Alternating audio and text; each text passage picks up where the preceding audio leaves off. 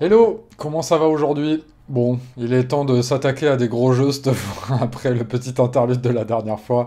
On va s'attaquer à deux des gros jeux de la fin d'année. Donc on repart sur de l'euro. On va commencer par le jeu, il vient de sortir, et j'avais envie de le traiter en premier parce que c'est un jeu qui est édité par une boîte française et qui est développé par une boîte française. À la base, c'était un jeu japonais qui a une toute nouvelle remasterisation, on va dire, qui a eu un gros taf pour approfondir les structures du jeu. Du coup, ils l'ont appelé Amalfi Renaissance, donc c'est tiré d'Amalfi évidemment. À la base, le jeu japonais avait le même système de ressources, ou presque, mais c'est vrai que tout ce qu'il y avait autour était un peu léger, voire carrément léger. C'était un jeu qui avait un bon concept, mais qui était très peu développé. Et là, bah, ils y ont passé à peu près 2 ans. Je l'avais testé très vite fait en fin de développement, donc j'avais déjà commencé à me faire un petit avis là-dessus. J'avais fait quelques petits retours, et puis là, j'ai enfin reçu la boîte, la dernière version. Donc voilà, comment ça se passe en gros? En gros, c'est de la pose d'ouvrier avec des bateaux, dans lequel on va principalement payer du pain pour gagner des ressources. Sauf que la manière d'acquérir les ressources est assez originale parce que les bateaux servent à la fois d'ouvriers et à la fois de ressources. Parce qu'en fait, quand on envoie, par exemple, ici, on gagne 2 ressources vertes, bah, on envoie 2 bateaux chez les ressources vertes. Et quand on va les utiliser, on va voir ici mieux, on redescend les bateaux pour gagner, par exemple, là, si on redescend 2 bateaux, on voit pas très bien parce qu'évidemment, il y a mon image dessus, il y a ma photo dessus. Mais en gros, on redescend les 2 bateaux et on gagne 6 parce qu'il y a marqué 3 par bateau. Et en gros, tout le petit défi intellectuel du jeu, enfin une grosse partie du défi intellectuel du jeu, est comment optimiser au mieux l'envoi des bateaux sur la map et en même temps garder assez de bateaux pour aller chercher des ressources, puis utiliser ces ressources pour qu'ils redescendent, puis faire autre chose avec les bateaux, tourner un petit peu en boucle là-dessus, sachant qu'on a une troisième option aussi qui est de descendre les bateaux ici sur le quai pour gagner 3 ressources joker. Et là, dans ce cas-là, le bateau est bloqué jusqu'à la fin de la manche. Donc, le principal puzzle est ici l'utilisation de ces bateaux. Ce qu'il y a autour après, c'est du scoring de manches, du scoring d'objectifs, des personnages qui vont filer des pouvoirs asymétriques pendant la partie, qu'il va falloir payer en ressources aussi, des destinations privées à la Ultimate Railroads, où on va avoir de la pose d'ouvrier pour laquelle on est les seuls à pouvoir aller. Et on a aussi des points ici sur des petites cartes en haut qui sont de 3 couleurs différentes et qui filent à la fois des points et à la fois un bonus immédiat qu'il va falloir aussi payer en ressources. Tout se paie en ressources. Il y a une autre ressource aussi qui est le pain qu'on voit ici, là, quand on a un curseur de pain, qui est super importante parce qu'il y a beaucoup de choses qui se paient en pain, notamment l'entretien des bateaux à la fin. Et donc évidemment, on peut débloquer des nouveaux bateaux, on peut débloquer des phares aussi, qui, quand quelqu'un va activer une destination, ça va activer le phare aussi et faire gagner du pain ou faire envoyer un bateau contre du pain. Et voilà, en gros, le jeu, je vous l'ai déjà expliqué, c'est à peu près ça. Et bah voilà, ses principales qualités, c'est clairement que cette mécanique de ressources qui est vraiment chouette, mais qui a aussi sa contrepartie qui est que du coup, quand on maîtrise bien le système, on a quand même l'impression de pouvoir enchaîner les choses un petit peu à l'infini. Alors évidemment, les gens n'enchaînent pas à l'infini parce qu'il faut quand même envoyer régulièrement des bateaux qui vont être bloqués en poste d'ouvrier. Mais quand même, globalement, il y a des moyens de vraiment bien faire tourner ça, notamment en 3-4e manche quand on commence à avoir un peu plus de bateaux, et de vraiment beaucoup faire tourner le truc, sachant qu'il y a aussi des cartes qui permettent parfois en effet immédiat contre du pain d'envoyer des bateaux en ressources sans même avoir besoin de poser un bateau sur le plateau. Donc potentiellement, quand on commence à bien maîtriser ce système, ça déroule pas mal, on va le dire comme ça. On va commencer par ça. Ensuite, les qualités, bah, je trouve que les personnages sont plutôt cool et donnent un côté assez moderne au jeu. Je trouve que les pouvoirs sont plutôt bien pensés. C'est pas totalement équilibré, mais c'est pas dramatique. Parce qu'on fait une petite draft au début. Bon, soit on prend des sets de cartes déjà préfaits, soit on fait une petite draft. Moi, j'ai rapidement fait la draft. Et c'est plutôt cool. Je trouve que les pouvoirs sont assez sympas. Là où c'est pas évident, c'est que parfois les timings pour poser les personnages pour qu'ils soient rentables en fonction des ressources. Des fois, on a envie d'utiliser ces ressources pour autre chose et on a vraiment besoin que le personnage soit impactant de suite. Donc parfois, il y a quand même ce truc, le perso a l'air sympa, mais il est un peu trop cher en ressources pour ce stade de la partie, on n'a pas très envie. Il y a des persos de fin de partie aussi, évidemment, qui font énormément de points. Moi, sur ma dernière partie, j'en score 3, je fais 24 x 3. Chaque perso peut scorer jusqu'à 24 maximum, donc c'est énorme. Sur un scoring, quand tu fais des très gros scoring, t'es à 250, 280, c'est les très gros scoring. Spoiler, ouais, spoiler, je les ai atteints assez vite, mais on va y revenir. Mais en gros, voilà, les persos, faut vraiment pas les négliger, faut au moins scorer un ou deux facile. Si on y arrive 3, c'est plus compliqué, mais ça peut arriver. Le scoring sur les cardio est assez important aussi.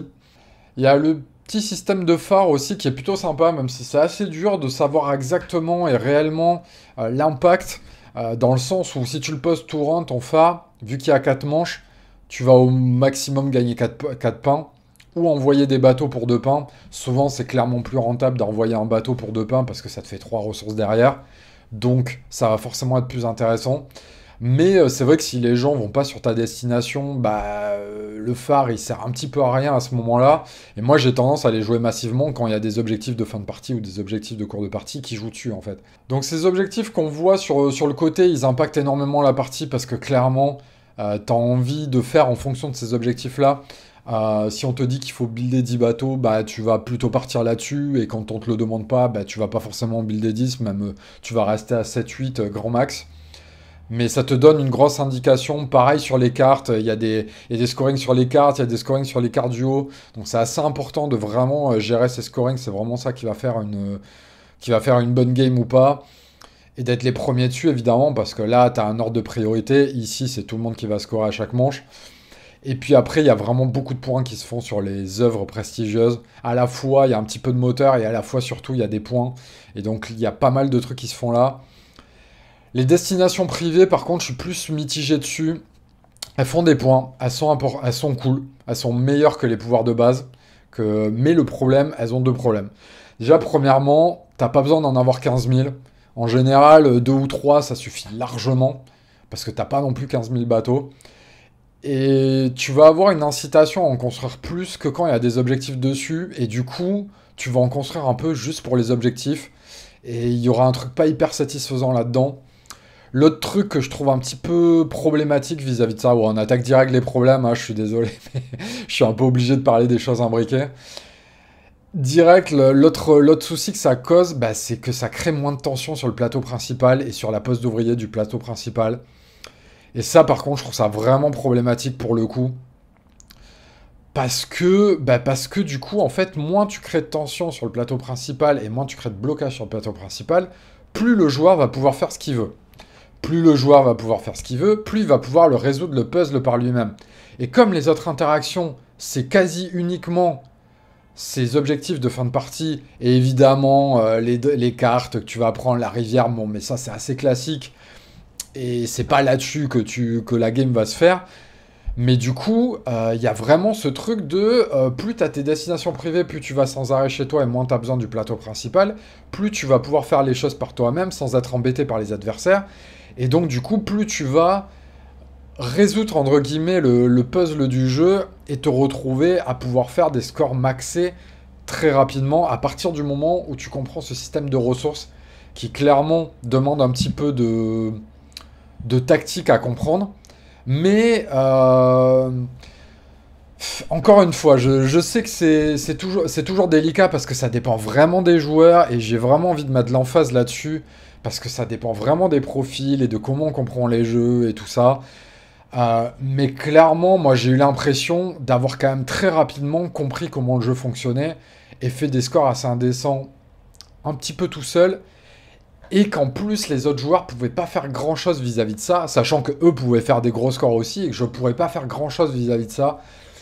Et ça me dérange un peu, c'est-à-dire que comment tu veux jouer des dizaines de fois à un jeu dont finalement t'es le seul à te mettre des contraintes. C'est-à-dire tu vas te dire, bon, même si le jeu te le donne notamment via l'objectif, mais tu vas te dire, ok, cette fois je vais faire plus ou moins de bateaux, je vais faire plus ou moins cet axe-là, je vais jouer sur ce personnage-là. En gros, tu vas te mettre un petit peu des contraintes par rapport au setup du jeu, mais au final, tu vas avoir toujours l'impression de faire une partie un petit peu maxée, sans avoir vraiment de contraintes extérieures, notamment des autres joueurs, hormis sur les 2 premières manches, où la contrainte de la pose ouvrière, elle est vraiment là parce que les destinations extérieures, personne n'en a assez.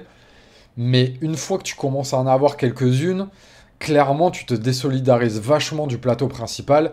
Et d'ailleurs, c'est souligné par le fait qu'il n'y a aucun scaling sur le jeu. Que tu joues à 2, 3 ou 4, il n'y a strictement aucun scaling sur le jeu.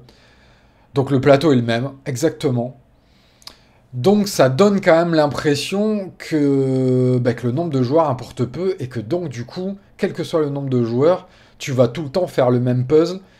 Et donc du coup, en fait, tu vas faire le même puzzle solitaire, en fait. Et ça me pose quand même un petit peu problème. Et pour moi, c'est lié vraiment aux destinations extérieures qui, euh, qui pour moi sont une mauvaise mécanique dans une poste d'ouvrier, ou alors c'est une bonne mécanique, mais que s'il y en a très peu. Typiquement dans Ultimate Railroad, à chaque manche, il n'y en a qu'une, et les joueurs vont se battre pour ça, notamment pour la première place. Et là, c'est vraiment intéressant parce que tu ne débloques pas 40 000 de ton côté, et ça n'enlève pas de la tension sur le plateau principal. Là, ça enlève vraiment de la tension sur le plateau principal, parce qu'en fait, c'est des actions du plateau principal, mais en mieux. Donc du coup, il y a un moment où tu te retrouves à plus du tout aller sur le plateau principal. Sachant qu'en plus, tu as des cartes qui te permettent aussi de détourner des règles du plateau principal. Bah du coup, manche 3 et manche 4, t'en es complètement détourné. Donc voilà, moi pour moi, ce côté-là, c'est un vrai souci d'orientation en dev. C'est mon avis. Il y a des joueurs à qui ça ne posera aucun problème parce que pour eux, la contrainte juste du puzzle du jeu va leur suffire. Moi, malheureusement, ça me suffit pas. Ce qui ne veut pas dire que c'est un mauvais jeu. C'est même au contraire, moi je trouve que c'est un bon jeu. Mais juste ce problème-là que je viens de donner, en plus lié au fait que cette mécanique de bateau et de ressources, une fois que tu as compris comment elle marche, bah t'as un peu résolu le puzzle, tu comprends le timing de comment ça marche, et donc du coup, ça ne te donne plus de contraintes en tant que tel. Bah du coup, ça fait que le jeu est trop détendu pour moi, et surtout, j'ai l'impression de le jouer un peu comme moi par rapport à moi-même. Ce qui va pas être forcément désagréable pour tout le monde, ça l'est pas spécialement pour moi, mais j'ai quand même cette impression à chaque fois que j'ai fini une partie, et notamment à la quatrième manche, de ok, j'ai l'impression d'avoir résolu le jeu. Ce qui est pas totalement vrai, hein, parce qu'il y a quand même des nouvelles cartes, des nouvelles choses que j'ai pas faites et tout. Mais quand même, j'ai l'impression de maxer le jeu à chaque partie. Et à chaque partie, maintenant, je dépasse tranquillement les 230 points. Et... Et malheureusement, ça me donne un peu l'impression de maxer le jeu à chaque fois. Et ça, moi, ça me donne une impression un petit peu d'inachevé qui va me poser problème. Ça va pas forcément vous poser problème à vous parce que ça remet pas en question les qualités intrinsèques du jeu qui sont vraiment là.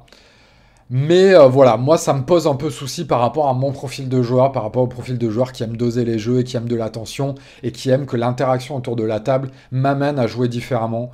Et là, c'est de moins en moins le cas au fur et à mesure des manches en fait, et au fur et à mesure de la connaissance du jeu. Et pour moi, c'est lié aux destinations privées qui sont vraiment problématiques en fait, à la fois parce qu'elles sont assez peu satisfaisantes et que t'en fais plein que quand t'as des objectifs pour ça, parce que de toute façon, t'as pas besoin d'en avoir 15 000, t'as pas assez de bateaux pour les faire, mais par contre, en avoir deux trois, elles sont nécessaires et elles vont complètement détendre le plateau principal. Donc voilà, par contre, il y a une petite mécanique d'interaction qui est que les phares, tu peux les envoyer sur les destinations privées adverses, et c'est ce que tu vas faire d'ailleurs principalement, parce que tu sais que les adversaires vont les déclencher. Mais voilà, ça reste une interaction quand même que je trouve assez légère. Et là aussi, les phares, tu vas avoir tendance à beaucoup en faire quand il y a des objectifs dessus. Et il y en a beaucoup, des objectifs dessus. Donc ça, pourquoi pas. Mais voilà. Après, au rayon des défauts plus qui sont pas spécialement liés au profil de joueur, je trouve que l'âge du jeu se ressent vraiment sur l'intégration thématique. C'est une thématique vraiment à l'ancienne, d'euro à l'ancienne. La couverture du jeu est magnifique, comme on peut le voir. Mais putain, qu'est-ce qu'on sent pas le thème? Qu'est-ce que c'est à l'ancienne? C'est vraiment du truc de ressources, de colons, vraiment à l'ancienne. Enfin, de marchandage, vraiment à l'ancienne. C'est pas de la colonisation, mais bon, voilà. J'en sais rien, en fait. Si, c'est un peu de la colonisation, très probablement. De toute façon, l'exploitation des ressources de l'Europe dans le monde, c'était un peu la thématique de l'époque. Ça n'a pas beaucoup changé, mais voilà. Euh, c'est à l'ancienne de ouf, c'est la Renaissance, je sais pas. Le graphisme général est plutôt ok. Je trouve que les cartes des œuvres, par contre, c'est un peu la cata. sur les dessins.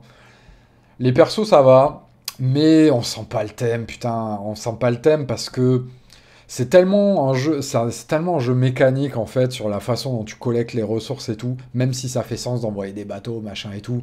Les bateaux, tu les envoies sur ton plateau en fait. Donc du coup, il n'y a pas ce côté, t'as pas l'impression de vraiment voyager et tout. C'est de la pose d'ouvrier, donc thématiquement, la pose d'ouvrier, c'est pas le truc le plus puissant du monde, parce que c'est un truc relativement abstrait. Moi, c'est une mécanique que j'adore, mais c'est pas ça qui te cale du thème. Donc voilà, pareil, les objectifs et tout, c'est archi abstrait. Et l'ensemble, malgré le fait que la couverture est belle et qu'il y a un plutôt bon taf graphiquement, l'ensemble, quand il joue, tu sens pas tu sens pas le thématique. Donc c'est pour les gens qui aiment vraiment les jeux quand même assez mécaniques, les gens qui ont besoin d'une mécanique dans laquelle s'immerger et qui aiment pas les thématiques à l'ancienne.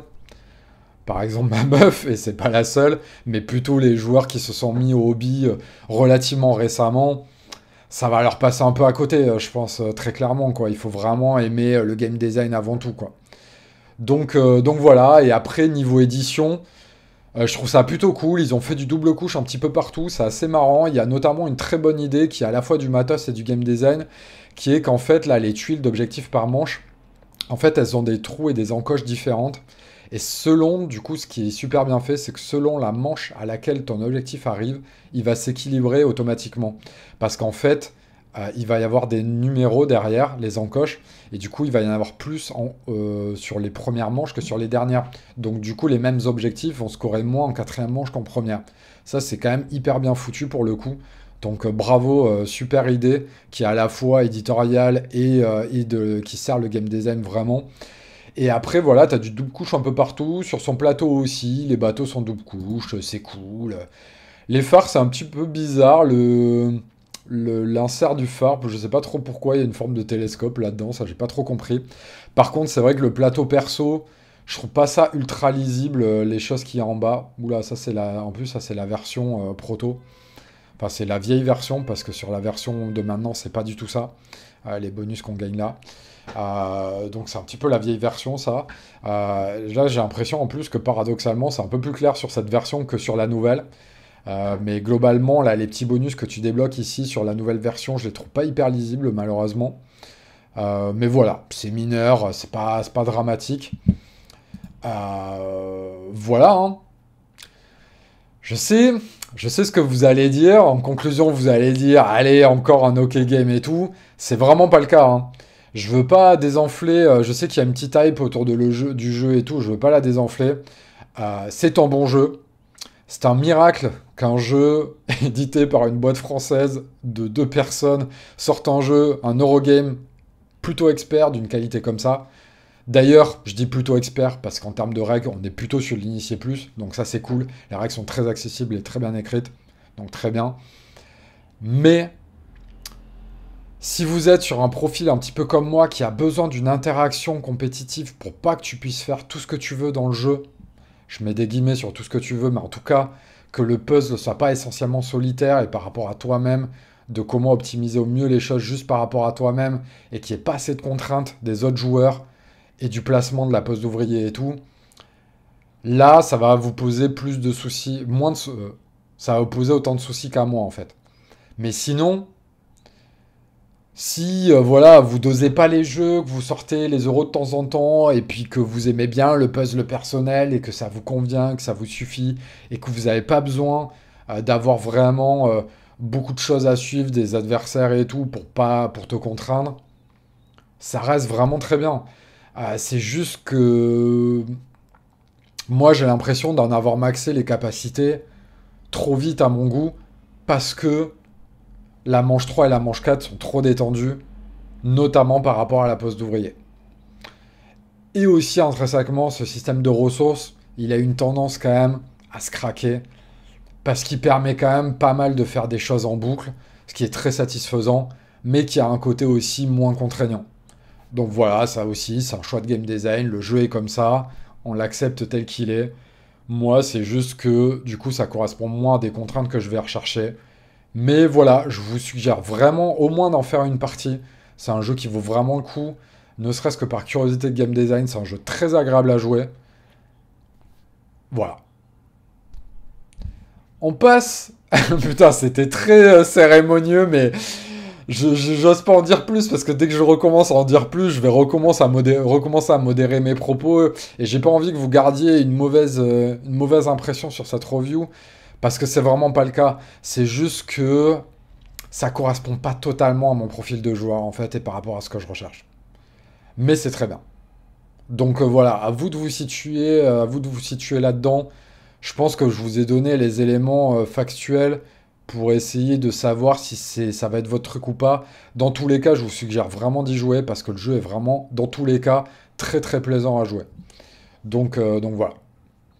Et chapeau à Silex, du coup, d'être arrivé au bout de cette aventure qui a pris pas mal de temps. Et voilà, on le sait, le développement des jeux, des Eurogame experts, ça prend grave de temps et c'est tout le temps très laborieux. Et voilà, c'est très cool que ce soit enfin sorti. Et en France, il y en a tellement peu qui sortent que voilà, je tire mon chapeau et on passe immédiatement à Edge of Innovation. On passe à Furland. Et donc là, bah forcément, c'est une autre sauce, hein, forcément. Qui dit Furland, en plus là, on est sur la suite non officielle de Terra Mystica. Et ben, ça l'a branlé, hein. Voilà, que dire. Vous savez que je suis un grand fan de Projet Gaïa. J'ai quasi pas joué à Terra Mystica. J'ai joué une fois il y a très longtemps. Et donc, du coup, c'est ça qui est agréable quand tu joues à Age of Innovation sans avoir trop joué à Terra Mystica. Bah, t'as quand même ce sentiment de nouveauté. Tu reconnais plein de choses par rapport à Projet Gaïa, mais il y a quand même beaucoup de choses qui changent. Notamment le placement sur le plateau qui est vraiment très différent par rapport au Projet Gaïa. Les pistes techno, que moi j'appelle les pistes techno, qui là sont des pistes de prière, je crois, des pistes de religion, je sais plus exactement, que moi j'appelle vulgairement des pistes techno, qui fonctionnent assez différemment. Et puis surtout, celui-là introduit deux énormes nouveautés, même par rapport à Terra Mystica, et qui sont nouvelles aussi par rapport à Gaïa, qui sont qu'en fait, premièrement, au setup, tu draftes tout. C'est-à-dire qu'il n'y a plus de faction asymétrique avec laquelle tu démarres. Tu démarres en fait avec... tu choisis à la fois ta couleur de faction, qui va définir sur quelle province tu peux te placer et qui va te définir deux trois petits bonus. Tu définis ta faction aussi, qui va te définir du coup quelques ressources de départ et un bonus permanent, un ou plusieurs bonus permanents. Tu vas drafter aussi ton palace. Donc là, ton palace n'est plus lié à ta faction, elle va être draftée séparément. Et voilà, c'est déjà pas mal.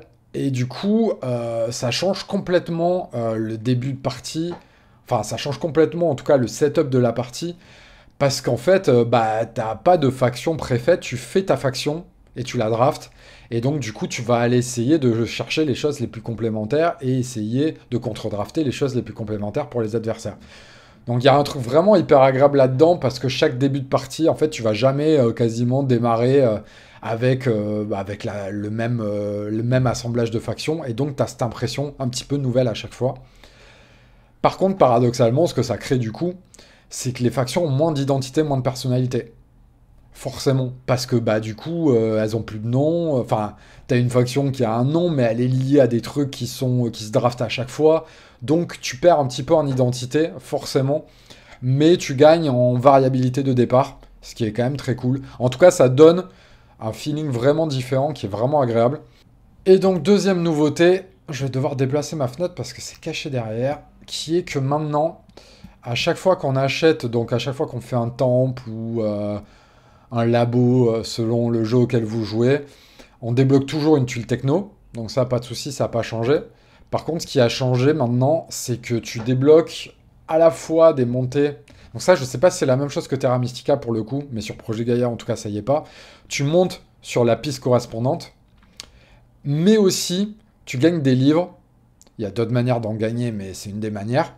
Et maintenant, une nouvelle action, c'est de dépenser des livres pour débloquer des espèces de grosses tuiles techno qui sont les monuments, qui sont les innovations, pardon, donc d'où le nom du jeu, qui correspondent un petit peu aux tuiles avancées de techno de Projet Gaïa et qui changent à chaque partie et qui sont vraiment, qui te donnent vraiment des gros pouvoirs. Et sur ton plateau, hop, on revient, hop, on va y arriver. on revient et on peut en placer jusqu'à 3. Et donc, bah, comme d'hab, tu as du scoring, tu as du pouvoir permanent. Et donc, voilà, c'est une petite nouveauté par rapport à Terra Mystica, mais c'est vrai que par rapport à Projet Gaia, ça ressemble un petit peu au tuile avancé. Par contre, là, la différence, c'est que tu as une ressource spécifique pour ça, qui est le livre qu'on voit ici. Donc, voilà. Bah, j'ai envie de dire quasi dans les nouveautés, il y a quasi que ça, quoi. Moi, ce qui m'a marqué par rapport à Projet Gaia, principalement, c'est effectivement le plateau qui se joue vraiment différemment. Et t'as ce côté blocage sur le plateau qui est plus interactif que dans Gaia, je trouve. Parce que bah, t'as pas ce truc de pouvoir te déplacer vraiment d'un bout à l'autre de la map quasiment en sautant de l'espace. T'as un petit peu l'équivalent là qui est avec la navigation, mais c'est quand même un poil moins versatile. T'as les pistes techno qui fonctionnent de manière vraiment différente. Là, c'est juste des scorings de majorité en fin de partie. Mais surtout, la partie vraiment intéressante, c'est qu'à chaque objectif de scoring, tu as aussi un objectif de piste techno, c'est-à-dire que là, par exemple, pour 4 avancées sur le marron, chaque 4 avancées sur le marron, tu vas avoir une pelle gratuite de terraformation. Donc voilà. Qu'est-ce qu'il y a aussi? Le feeling est assez différent aussi. Alors là, je vais pas comparer par rapport à Terra Mystica, mais je vais comparer par rapport à Projet Gaia, qui est que le minerai est plus facile à obtenir si tu fais des spread mines. Le minerai va être beaucoup plus facile à obtenir et tu vas te retrouver beaucoup plus vite en galère de thunes. Du coup, je trouve que sur les ressources, c'est un peu plus équilibré que dans Gaia, où le minerai dans Gaia est vraiment plus important que la thune. Même si la thune reste une ressource importante quand même, mais souvent tu te bats quand même pas mal après le minerai. Là, il faut trouver plus un juste équilibre, je trouve. Et il y a aussi ce côté où vraiment la dernière manche, encore plus que dans Gaia, la dernière manche, parfois, si t'es pas allé chercher assez de tuiles de scoring et tout, tu vas te retrouver à avoir un moteur, quasi tous les bâtiments posés, un moteur vraiment très efficace, mais peu d'axes de scoring. C'est un jeu en fait où vraiment il va falloir favoriser le scoring beaucoup plus rapidement qu'à Gaia, je trouve. C'est l'impression que ça m'a fait. Et, euh, et voilà, et un peu plus rééquilibrer le scoring par rapport au développement, là où moi dans Gaia j'avais tendance à beaucoup développer, et le scoring allait se découler de ça, notamment par exemple sur les pistes techno où ça score très fort. Là, ça score beaucoup moins parce qu'à la fois c'est une majorité, et en plus quand t'as la majo sur une piste, tu scores que 8 points. Sur Gaia, quand t'es en haut d'une piste, tu scores 12 points. Donc il y a une grosse différence là. Et en plus de ça, quand tu arrives en haut d'une piste à Gaia, tu as un gros bonus de moteur qui va te déclencher l'autre truc. Là, tu gagnes quasi rien en fait. Tu gagnes juste à faire tourner 3 pions de puissance. C'est ridicule. Tu as quand même des petits revenus en haut qui sont pas mal. Mais voilà, l'impact de ces pistes est beaucoup moins important que dans Gaia, clairement. Du coup, ça nécessite, moi je trouve, sur les tuiles techno en tout cas, d'aller vite trouver des scorings en fait. Par exemple, à chaque fois que tu montes avec tes prêtres, ta piste techno, tu gagnes 2 points, tout ça. Voilà, moi au début, j'avais tendance. Moi sur Gaia, c'est des tuiles que je joue assez peu en fait. Et sur celui-là, t'es vraiment obligé d'en jouer une partie, quitte à sacrifier un peu du moteur, que tu vas de toute façon réussir à faire de façon un peu plus simple ailleurs que dans Gaia, j'ai trouvé. Ils ont aussi rajouté, grâce au livre, ils ont rajouté un peu l'équivalent des CQC, des petits cubes verts là, de Gaia. Du coup, tu peux payer des livres aussi pour une petite poste d'ouvrier et les dépenser. Tu ne les dépenses pas forcément que pour les innovations, ce qui est pas mal parce que les innovations, en plus, selon le nombre de joueurs, de toute façon, elles sont en nombre limité. Donc, dès que quelqu'un a gratté les innovations qui t'intéressent, potentiellement, il y en a qui vont moins t'intéresser. Donc, et puis surtout, quand tu as déjà rempli les 3 innovations, il faut bien que tu fasses autre chose des livres, notamment quand tu as des factions qui t'enfilent beaucoup, ce qui m'est arrivé sur ma dernière partie. Donc voilà. Sinon, bah, ça garde toutes les qualités intrinsèques de Projet Gaia, Terra Mystica. C'est génial. L'édition est cool. Moi, je préfère cette édition-là que celle de Gaia parce que bah, le bois, je trouve ça plus agréable que le plastique. Par contre, c'est vrai que Gaia, là où c'est meilleur, je trouve, c'est que c'est un poil moins générique en termes d'univers, et puis surtout, il y a vraiment une identité plus forte sur les factions, qui a peut-être dans Terra Mystica aussi, mais que tu perds vachement dans Age of Innovation pour le coup. On perd un petit peu en thématique, ce qu'on gagne en versatilité au début. Voilà, après, qu'est-ce que dire, il n'y a pas d'insert. Ça, c'est un peu chiant, c'est vrai que le jeu est relativement chiant à installer. Plus long, il y a plus de trucs à installer. Sinon, voilà, c'est génial, quoi. C'est incroyable. Moi, en fait, ce que je trouve cool, c'est que ça faisait longtemps que j'avais pas joué à Gaia. Mais du coup, en jouant à celui-là, j'ai l'impression de recommencer à jouer à Gaïa, mais avec des trucs vachement différents. Donc, j'ai à la fois le sentiment de la nouveauté, à la fois la satisfaction que j'ai en jouant à Gaïa. Donc voilà quoi. Si vous... Alors, on va se placer d'un point de vue public. Si vous avez ni Gaïa ni Terra Mystica, c'est absolument incontournable d'acheter soit Gaïa, soit Age of Innovation. Selon le thème qui vous plaît le plus, vous pouvez acheter celui-là parce que c'est la nouveauté. Pas de souci, mais c'est absolument indispensable d'acheter un des deux. Si vous avez déjà Terra Mystica, bah, j'ai envie de dire achetez Projet Gaïa. Si vous avez Terra Mystica et Gaïa, moi je trouve qu'il vaut quand même le coup parce il ajoute quand même des nouveautés, mais il faut être fan, il faut être fan, clairement. Mais c'est un peu comme les différentes déclinaisons de Great Western. C'est que tu as le même jeu avec des saveurs différentes. Et moi, je trouve que comme le jeu est excellent et que c'est des jeux que j'adore, je trouve que ces saveurs différentes en valent le coup à chaque fois. Et me donne envie de doser à nouveau le nouveau jeu. Donc voilà. Après, est-ce que tu sors les trois en même temps? Non, pas forcément. Mais si t'as pas sorti Gaïa et Terra Mystica depuis un moment, ça vaut clairement le coup de se mettre à Edge of Innovation et de monter dans le train Edge of Innovation, quoi. Donc voilà, je peux pas dire beaucoup plus de louanges que ça. Pour moi, c'est complètement indispensable. D'autant plus si vous avez aucun des deux autres. Là, la question se pose même pas. Prenez celui-là et Projet Gaïa. Et voilà.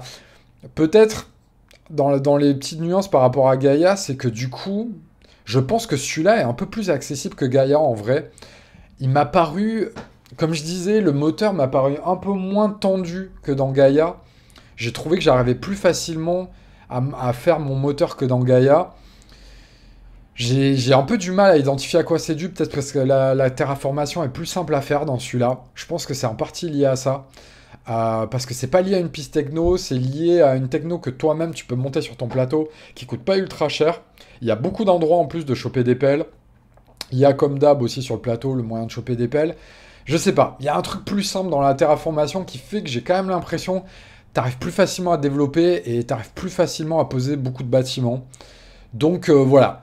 Je pense que Gaïa reste quand même plus technique que celui-là, un peu plus dur à jouer. Il est énorme, voilà, il n'y a pas de souci. Je pense que dans mon classement, je le mettrais quand même légèrement au-dessus. Mais celui-là, du coup, je pense que c'est la meilleure porte d'entrée possible à l'univers global de Terraforming Mars, non, de Projet Gaïa et Terra Mystica. Et voilà, j'aurais tendance peut-être à conseiller celui-là, à moins vraiment que vous voulez le thème spatial et tout. Mais quand même, tester Projet Gaïa derrière, quand même, ça reste un énorme indispensable. Mais voilà, si vous avez le camp des deux, peut-être que celui-là, il sera plus accessible. Donc voilà, longue vidéo, je pense encore comme d'habitude. J'ai du mal à être synthétique sur des jeux que j'aime et puis sur des jeux sur lesquels il y a beaucoup de choses à dire. Évidemment, j'ai pas été ultra exhaustif sur les mécaniques en tant que telles de Terra Mystica et Gaïa parce que c'est quand même des jeux très connus.